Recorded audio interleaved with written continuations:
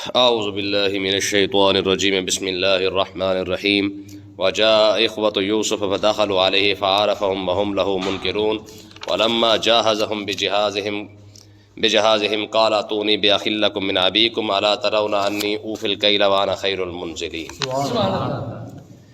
لیں جی، یوسف علیہ السلام کی بادشاہت، آپ کا اقتدار اور آپ کا دور حکومت، جب سارا کچھ آپ کے پاس آ گیا، میں نے کل آپ کو بتایا تھا کہ 7 سالوں کے اندر وہاں پہ اڑنے والا کوئی پرندہ بھی ایسا نہیں تھا جو یوسف علیہ السلام کی ملکیت نہ ہو۔ سبحان اللہ۔ ٹھیک ہے، اللہ تعالیٰ نے اتنی بڑی بادشاہت اور حکومت یوسف علیہ السلام کو عطا فرمائی۔ جناب زلیخا کا بھی پھر آپ کا ساتھ نکاح ہو گیا۔ روایت کے اندر آتا ہے کہ آپ نے جناب زلیخا کو فرمایا زلیخا یہ اچھا رشتہ ہے یا وہ؟ جب آپ نے اتنی بات ارشاد فرمایا نکاح کے بعد کہ زلیخا یہ رشتہ اچھا ہے یا وہ حالت بہتر تھی، تو زلیخا علیہ السلام جناب زلیخا نے ارشاد عرض کی، انہوں نے کہا اے اللہ کے نبی، بات یہ ہے کہ اب آپ مجھے ملامت نہ کریں، تانا نہ دیں، حقیقت یہ ہے کہ آپ بھی حسن و جمال کے شہنشاہ تھے اور خوبصورتی رب نے مجھے بھی عطا فرمائی تھی اور ظاہر جوانی بھی تھی، اور اس کے بعد عزیز مصر جو تھا وہ عورتوں کے قابل بھی نہیں تھا۔ روایت کے اندر یہی آتا کہ یوسف علیہ السلام جب جناب زلیخا کے پاس گئے تو وہ کنواری تھی۔ ٹھیک ہے، تو اس لیے آپ پھر الفاظ یہ ہے، فرمایا اللہ تعالیٰ نے آپ کو نبی بنایا، معصوم بنایا، آپ بچ گئے اور ہمارے اندر وہ خواہشات رکھی گئی ہیں تو ہم اس سے مغلوب ہو گئے ہیں۔ تو اب سارا کچھ کیونکہ جناب یوسف علیہ السلام کے پاس آ چکا تھا، تو میں نے آپ کو بتایا کہ قحط سالی کیونکہ بہت زیادہ تھی، 7 سال جو قحط سالی کے تھے وہ صرف مصر نہیں، مصر کے آس پاس جتنے ملک تھے وہ بھی سارے کے سارے اس سے متاثر ہوئے تھے۔ ٹھیک ہے، اور قحط سالی کنعان تک جا پہنچی۔ اتنی زیادہ قحط سالی کی وجہ سے اب ہر بندے کو پتہ چل گیا تھا کہ اگر غلہ خوراک اگر کہیں موجود ہے تو وہ صرف اور صرف مصر کے اندر موجود ہے، اس کے علاوہ کسی کے پاس نہیں ہے۔ تو دور دراز سے سارے لوگ بھی پھر مصر کی طرف انہوں نے منہ کیا اور یوسف علیہ السلام سے جا کے انہوں نے جو ہے خوراک خریدنا شروع کر دی۔ تو بات نکلتے نکلتے کنعان تک بھی جا پہنچی۔ ان کو پتہ چلا کہ مصر کا بادشاہ ہے، اس کے پاس خوراک ہے، پیسے دو اور خوراک لو، اللہ اللہ خیر صلی اللہ۔ وہ جناب والا ہوا کیا، اب وہاں سے یعقوب علیہ السلام نے اپنے فرزندوں کو فرمایا، میں بار بار آپ کو کہتا ہوں وہ بھی سارے اللہ کے نبی ہیں، ٹھیک ہے، وہ بھی اللہ کے نبی ہیں سارے۔ تو یعقوب علیہ السلام نے اپنے بیٹوں سے فرمایا بھی تم بھی مصر جاؤ، جا کے وہاں سے خوراک خرید کے لاؤ، کیونکہ آس پاس اس کے علاوہ کوئی اور خوراک کی کوئی جگہ نہیں ہے، کوئی ذخیرہ نہیں ہے، ذخیرہ صرف اور صرف مصر کے اندر ہے، تو وہاں چلے جاؤ۔ اب یہ 10 بھائی، ٹھیک ہے، یہ سارے کے سارے جو ہے وہاں سے چلے اور مصر کے اندر جب آئے، 40 سال کا عرصہ گزر چکا تھا۔ 40 سال کے بعد یہ مصر کے اندر جب پہلے ظاہر مصر تو نہیں آئے تھے، لیکن یوسف علیہ السلام کے ساتھ یہ پہلی ملاقات تھی جو 40 سال کے بعد ہو رہی تھی۔ اور ہوا کیا، اللہ تعالیٰ نے ارشاد فرمایا وجاء اخوة یوسف، جیسے یوسف علیہ السلام کے بھائی مصر کے اندر آئے، فدخلوا علیہ، اور جیسے مصر کے اندر داخل ہونے کے بعد وہ یوسف علیہ السلام کی خدمت میں حاضر ہوئے تو فعرفهم، آپ نے فوراً ان کو پہچان لیا۔ ماں صدقے جائے پرا گئے نا، ٹھیک ہے، 40 سال کے بعد۔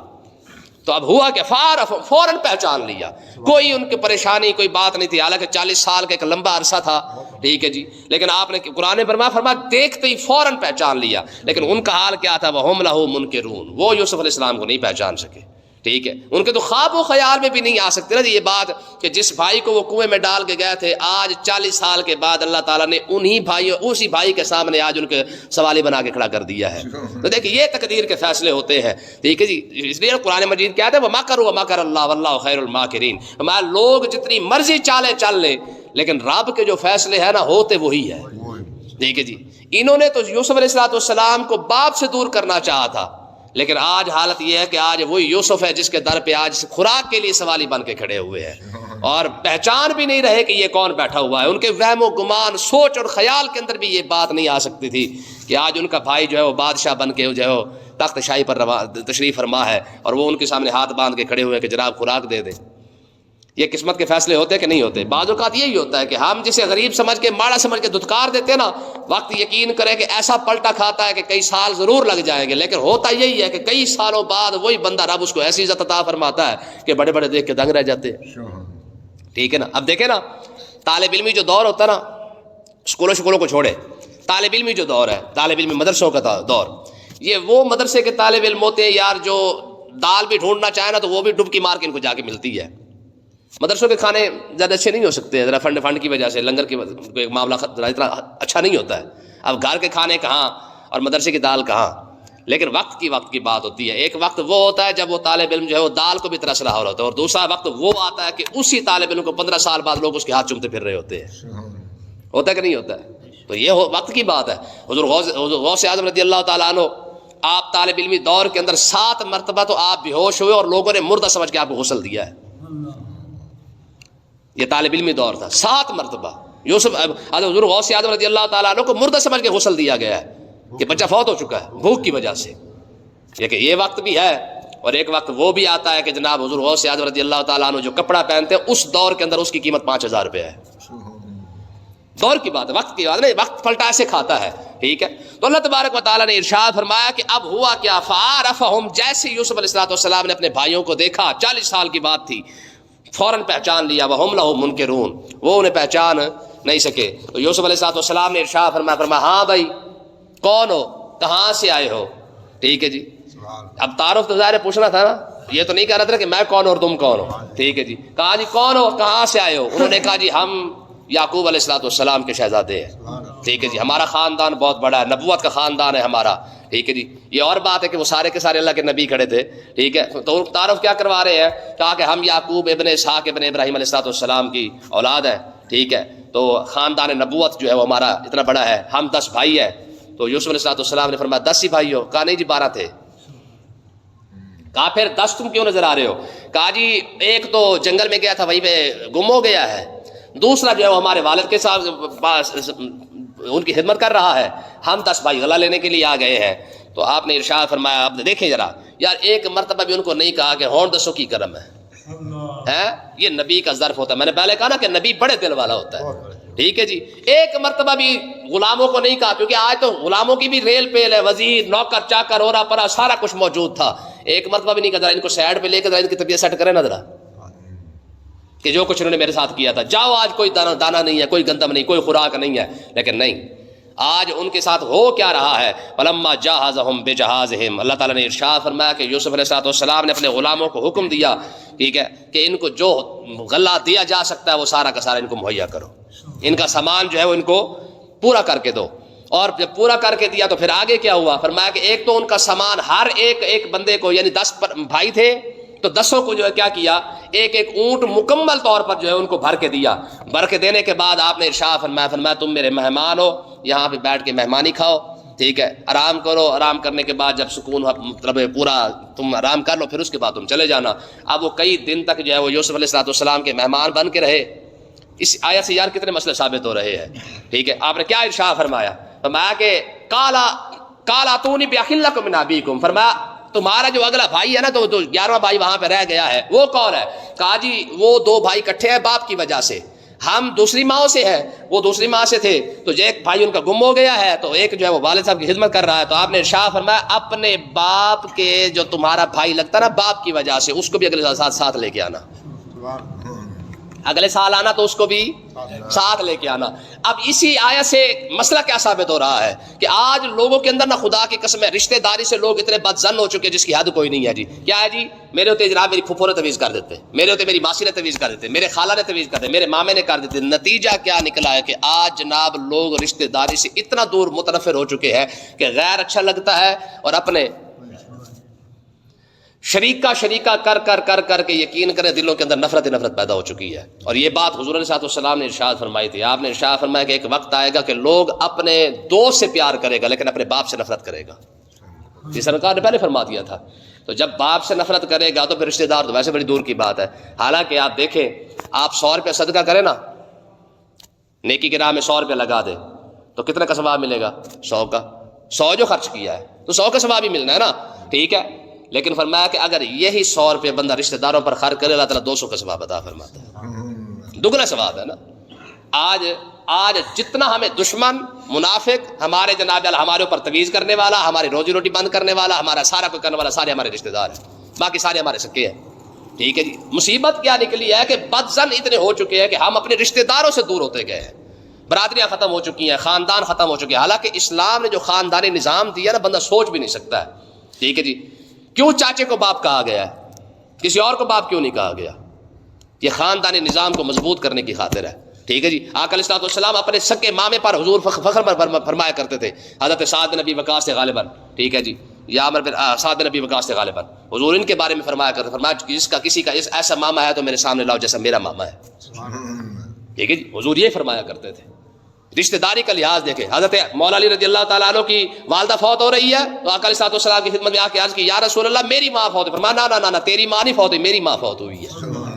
یہ رشتہ داری کا لحاظ ہے. حضرت خدیجۃ الکبریٰ نے جب حضور کو فرمایا نا, میں ہاں جی اگر آپ تجارت کے لیے میرا سامان لے کے جانا چاہتے ہیں میں آپ کو دگنا منافع دوں گی. ٹھیک ہے جی. حضور نے کیا ارشاد فرمایا, فرمایا نہیں, جو فیصلہ میرا چاچا کرے گا وہی کرنا ہے. اگر آپ نے مجھے شام کے اندر سفر کے اندر بھیجنا ہے, جیسے ہم جمعے کے اندر پڑھے تھے, اگر آپ نے شام کے اندر میرے پاس تجارت میرے ہاتھوں سے کروانی ہے تو پھر میرے چاچے سے اجازت لیں, حضرت ابو طالب سے. حضرت ابو طالب نے تو پہلے فرما دیا تھا, فرمایا اور کیا چاہیے کہ اگر اس حالات کے اندر اگر آپ کا چلتا ہے معاملہ. تو کہنے کا مقصد یہ کہ حضور علیہ الصلوۃ والسلام نے جوانی کے اندر جو بھی فیصلہ کیا خود فیصلہ نہیں کیا بلکہ اپنے چاچے سے کروایا ہے. ٹھیک ہے. جب رشتہ آیا نا حضرت خدیجۃ الکبریٰ رضی اللہ تعالیٰ عنہ کا, تو آپ نے کیا فرمایا تھا, فرمایا کہ بھئی اگر رشتے کی بات چلانی ہے تو میرے چاچے کے ساتھ چلاؤ. یہ خاندانی نظام تھا جو حضور علیہ الصلوۃ والسلام نے وہاں پہ ارشاد فرمایا تھا. آج تو سارا کھاتے ختم ہو گیا جناب. ہمیں سب سے زیادہ دشمن وہ لگتا ہے جو ہمارا سب سے زیادہ قریبی رشتہ دار ہے, باقی سارے خیر خواہ ہیں. ٹھیک ہے. تو اللہ تعالیٰ نے ارشاد فرمایا کہ اب یہاں پہ دیکھو یار, اپنے رشتہ داروں کے ساتھ یوسف علیہ الصلوۃ والسلام کا سلوک دیکھیں, سگے بھائیوں کے ساتھ. آج ایک ہی گھر ہے, اس کے اندر 4 دیواریاں ہو چکی ہیں. وجہ کیا ہے؟ لڑتے تو پہلے بھی تھے. 4 بھائی ایک گھر میں نہیں لڑتے تھے. بچپن سے لے کر, پیدا ہونے سے لے کر شادی سے پہلے انہی بھائیوں کی لڑائیاں ہوتی تھی. آج کیا وجہ بنی ہے کہ آج تھوڑی سی لڑائی ہوئی نہیں ہے, دیواریں گھر میں آ گئی کیونکہ دوسری آ چکی ہے نا. ہاں تینوں انج کہہ دیتا تو پھر تینوں انج کہہ دیتا, ساری تو پھر عزت ہی کوئی نہیں ہے. نتیجہ کیا نکلا, کل بھی بھائی آپس میں لڑتے تھے, ایک دوسرے کو مار کوٹ بھی لیتے تھے, سارا کچھ ہوتا تھا, لیکن 2 گھنٹے بعد روٹی بھی کٹھی کھایا کرتے تھے. آج کوئی وکری لڑائی ہوئی ہے, آج کوئی وکری پریشانیاں بن گئی, آج کوئی وکرے خرچے آ گئے ہیں. ابا سب کو پال رہا تھا, آج نتیجہ یہ نکلا کہ بھائی کہتے جی میرے خرچے بڑھ گئے, میں تجھے رکھ نہیں سکتا, میں تیرے ساتھ نہیں رہ سکتا. تو برکتیں بھی تو دیکھ رہے ہو, اتنی ہے نا. آقا علیہ السلام نے ارشاد فرمایا تھا البرکۃ مع اکابرکم, فرمایا تمہارے گھر کی برکتیں تمہارے بڑوں کی وجہ سے ہیں. جلے وڈے چوک کے پاسے مارے تو برکتیں کتوں رہن گیا. تو یہ رشتہ داری ہے. فرمایا ولم, دیکھیں نا جی قرآن صرف واقعہ تھوڑا ہے, اصل چیز ہوتی ہے بھی قرآن کو سمجھنا, اس سے مسئلے ثابت کرنا کہ یار اس آیت سے ہمیں کیا سبق مل رہا ہے. اب دیکھیں یہ بھائیوں کے ساتھ سلوک ہے یوسف علیہ الصلوۃ والسلام کا. آپ نے ارشاد فرمایا ولما جہزهم بجہازہم, میں پہلے ان کو سامان عطا فرما دیا. ساتھیوں نے فرمایا اپنے بھائی کو بھی ساتھ لے آنا, اگلے سال 1 اونٹ اور زیادہ تمہیں عطا فرما دوں گا. بھائی بھی مل جائے گا, اونٹ بھی تمہارے پاس زیادہ ہو جائے گا. اور اگلے الفاظ بھی دیکھیں, فرمایا الا ترون انی اوفی الکیل, فرمایا تم دیکھ نہیں رہے کہ میں کیسے پورا بھر کے عطا فرما رہا ہوں, کوئی کٹوتی نہیں, کوئی کمیشن نہیں. ٹھیک ہے جی. دانے پسواڑ جاؤ تو وہ 1.5 کلو کٹوتی. ٹھیک ہے جی. گندہ پسواڑ جاؤ اتو کٹوتی, دانے بیچن لگو پھر کٹوتی, پھر فلانی شے پھر کٹوتی, پھر کمیشن کٹوتی. یہ پاکستان نہیں ہے, یہ یوسف علیہ الصلوۃ والسلام کے دور حکومت ہے. ٹھیک ہے جی. یہ ہمارا کھانا خراب, ان کو ہے نا کمیٹیاں اپنے ٹیلی فون والے, کمپنیاں والے, آپ پہلے پیکج لگائے تب پیسے کاٹیں گے, اس پیکج کو استعمال کریں پھر پیسے کاٹیں گے. اچھا اسی پیکج سے کال کریں پھر پیسے کاٹیں گے. سمجھ آئی کہ نہیں آئی؟ جب بڑے بےمان ہو نا تو پھر چھوٹوں کو کون پوچھ سکتا ہے. حضرت عمر بن عبدالعزیز رضی اللہ تعالیٰ عنہ نا اپنے منشی سے کہا یار اگلے مہینے دے ایڈوانس تنخواہ ہی دے دے, گھر گزارا کرنا ہے. کتنا بڑا بادشاہ ہے. ٹھیک ہے جی. پورے اسلامی حکومت کا امیر المومنین ہے, اپنے منشی سے ایڈوانس تنخواہ مانگ رہا ہے. کہتے یار 1 مہینے دی ایڈوانس تنخواہ دے دو, گھر خرچہ کرنا ہے, گزارا کر لیے, عید کا دن ہے. وہ ماڑے سے ماڑے بندے نے بھی اچھے کپڑے پہنے ہوئے ہیں, لیکن عمر بن عبدالعزیز کے گھر کے اندر عید کے پہننے کے لیے ان کے بچیوں کے لیے کپڑے نہیں تھے. ٹھیک ہے. آگے منشی پھر ساڑھا منشی تھوڑا سی سب اچھا ہے, پورا پاکستان راج کی روٹی کھا رہا ہے, کسی کو بھوک نہیں ہے, سارے بالکل ٹیٹو ٹیٹ نے لاؤ ٹیکس ہو ٹھوکو انہوں نا. منشی بھی تو پھر عمر بن عبدالعزیز کا تھا نا. ایک مرتبہ غلط بسم اللہ لکھ دی تھی, پڑھی نہیں تھی, صرف لکھائی کے اندر بسم اللہ کے سین کے اندر غلطی آ گئی تھی. یوسف علیہ السلام اپنا جناب عمر بن عبدالعزیز نے پتہ نہیں کئی لتر مارے تھے ان کو. میری جرت کیسی کہ تو بسم اللہ غلط صحیح لکھ سکا اپنے منشی کو. اچھا منشی کو کہا نا کہ یار ایڈوانس تنخواہ دے 1 مہینے کی. منشی نے رجسٹر آگے رکھ دیا, اس نے کہا حضور پہلے لکھ کے دے دیں کہ اگلے مہینے تک زندہ رہیں گے تو ایڈوانس تنخواہ بھی لے لیں. ایڈوانس تنخواہ چاہیے نا تو پہلے اس کی گارنٹی تو دے نا کہ اگلے مہینے تک آپ زندہ رہ کر آپ واپس بھی کر دیں گے, کٹوا دیں گے. یہ چکر نہیں تھا. تو آپ نے کیا فرمایا؟ فرمایا الا ترون انی اوفی الکیل، فرمایا دیکھا نہیں ہے تم نے کہ میں نے تمہارے پیمانوں کے اندر تمہیں ناپ کے دینے کے لیے جتنے جو پیمانے تھے ان کے اندر کوئی کمی نہیں کی ہے. ٹھیک ہے کہ 5 کلو میں سے 4.5 کلو تمہارا اور آدھا کلو یوسف علیہ السلام کے کھاتے میں. ایسا نہیں تھا. یہاں پہ کیا ہے؟ گورنمنٹ الگ ٹیکس کاٹ رہی ہے، کمپنی الگ ٹیکس کاٹ رہی ہے. کس کھاتے میں اندر کاٹ رہے ہو یار؟ اچھا اس کے بعد پتا ہے فون کر کے کیا کہتا ہے؟ میرا کمپنی والوں نے یقین کرو او دھونا جن کوئی حد کوئی نہیں ہے. انہوں کو پوچھ لو نا بھی یار ساڑھے پیسے کیوں کٹے؟ کہنا یہ کمپنی کی پالیسی ہے. بھائی منٹ کم کیوں کر دیے؟ کہنا یہ کمپنی کی پالیسی ہے. ایم بی کم کیوں کر دیے؟ کہنا یہ کمپنی کی پالیسی ہے. بھائی ساری تمہاری پالیسی ہے، ہمارا کی طرح ہمارے صرف کاٹنے کے چکر میں ہو. بس اے 2 گلا جنہیں کمپنی دے نوکری کرنی ہو نا، 2 گلا سیکھ لو، یقین کرو کمپنی جتنے مرضی لگ جائے. 2 گلا، ایک سوری کرتا رہے، ایک کمپنی کی پالیسی کے اندر رہے، بس جو مرضی کی طرف ہے بات. تو اللہ تعالیٰ نے ارشاد فرمایا یوسف علیہ السلام کہنے لگے الا ترون انی اوفی الکیل، میں تم دیکھو میں تمہیں جو کچھ ہے بھر کے دے رہا ہوں، وانا خیر المنزلین، اور تم دیکھو میں کتنا بڑا مہمان نواز ہوں. ٹھیک ہے جی، تمہاری مہمانی بھی تو میں نے کی ہے نا، یعنی یہ میں نے الگ تمہاری خاطرداری کی ہے. تم مہمان ہو، رشتہ دار آئے گھر ٹور کے، تو یوسف علیہ السلام کا رویہ بھی دیکھے اور مہمان نوازی بھی دیکھے. ٹھیک ہے جی، آج پکی پکائی روٹی اگر پک رہا ہو نا گوشت، اس کو سائڈ پہ رکھ کے رشتہ دار کا انتظار کرتے بوتل پلا کے فارغ کرو. سمجھ آئی کہ نہیں آئی ہے؟ تو آپ نے ارشاد فرمایا انا خیر المنزلین، فرمایا مجھ سے بڑا مہمان نواز بھی تم نے نہیں دیکھا ہوگا. دیکھو نا میرا رویہ دیکھو، تمہیں کھانا کھلایا، مہمان نوازی کیا ہے، اور سارا کچھ تمہیں ویسے بھی عطا کر رہا ہوں، اور اگلی دھمکی بھی ساتھ لگا دی. فرمایا اگلی گل بھی سن لو نال. حضور وہ کیا ہے؟ فرمایا فَإِن لَّمْ تَأْتُونِي بِهِ، اگر تم اسے نہ لائے، بنیامین کو اپنے ساتھ اگلے سال نہ لائے، تو فَلَا كَيْلَ لَكُمْ عِندِي، پھر میرے پاس غلہ خریدنے بھی نہ آنا.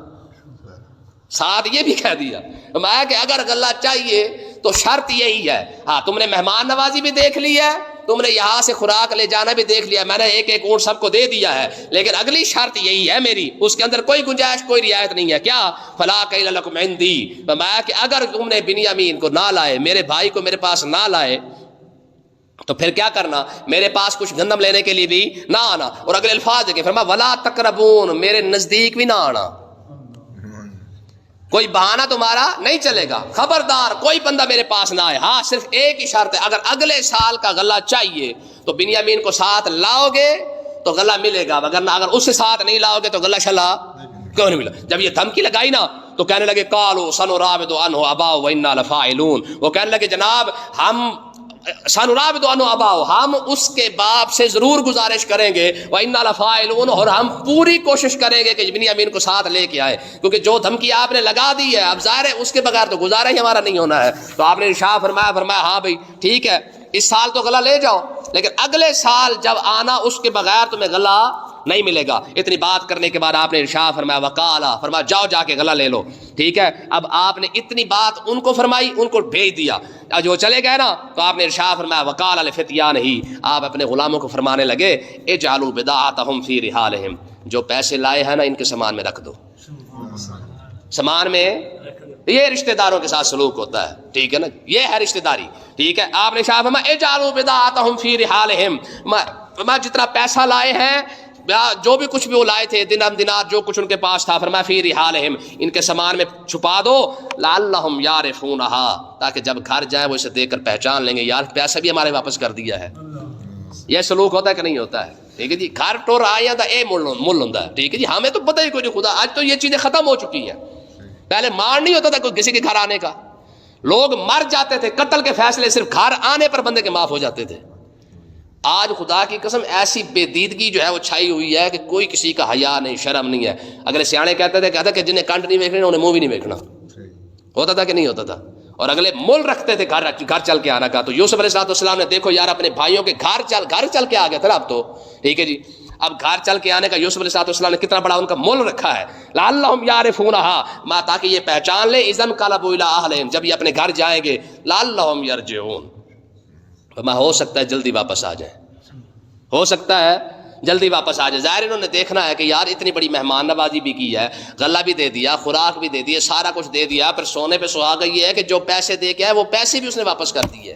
ٹھیک ہے، ظاہر اتنا بڑا جب کوئی سخاوت کرتا ہے، مہربانی کرتا ہے، تو دل تو کرتا ہے نا دوبارہ اس سے ملنے کا. تو یوسف علیہ السلام نے فرمایا یہ پیسے ان کے سامان میں رکھ دو، جب گھر جا کے یہ بوریاں کھولیں گے، ٹھیک ہے، تو کیا ہوگا؟ میں اپنا سامان نکالیں گے تو ساتھ اپنے پیسے بھی دیکھ لیں گے، پیسے دیکھیں گے تو دوبارہ ان کا ملنے کا دل کرے گا، پھر یہ جلدی لوٹ کے واپس آئیں گے. ٹھیک ہے جی، آگے یہ چلتا جا رہا ہے، اللہ پاک سمجھنے کی توفیق عطا فرمائے۔